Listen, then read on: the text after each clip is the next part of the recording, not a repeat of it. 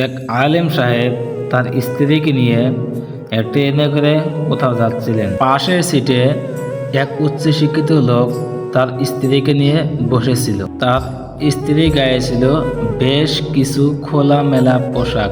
সময় ওই উচ্চশিক্ষিত লোক আলেম সাহেবকে শুনিয়ে শুনিয়ে বলতে লাগলেন, মোল্লারা তাদের স্ত্রীকে আবদ্ধ করে রাখেন, তাদের কোনো স্বাধীনতা নেই। তখন সেই আলেম সাহেব বলতে লাগলেন, ভাই আপনাদের ওই ব্যাগের মধ্যে আছে কি? লোকটা বলল, কেন? এতে আমার অনেক মূল্যবান জিনিসপত্র আছে। তখন আলেম সাহেব বললেন, আপনি এগুলো ব্যাগের ভিতরে রেখেছেন কেন? তখন লোকটি বললেন, খারাপ এবং চোরদের হাত থেকে বাঁচার জন্য রেখেছি। আলেম সাহেব বললেন, আমি আমার বউকে এইভাবে খারাপ লোকদের হাত থেকে বাঁচার জন্য লুকিয়ে রেখেছি। আমার কাছে আমার স্ত্রী টাকা পয়সা চাইতেও বেশি মূল্যবান, আর আপনার স্ত্রী টাকা পয়সা চাইতে বেশি মূল্যবান নয়। তাই তো আপনার টাকা পয়সা লুকিয়ে রেখেছেন এবং আপনার বউকে রেখেছেন খোলামেলা। তাই বলছি ভাই, ইনশাল্লাহ আপনারা সবাই মা বোনদেরকে পর্দায় রাখবেন ইনশাল্লাহ।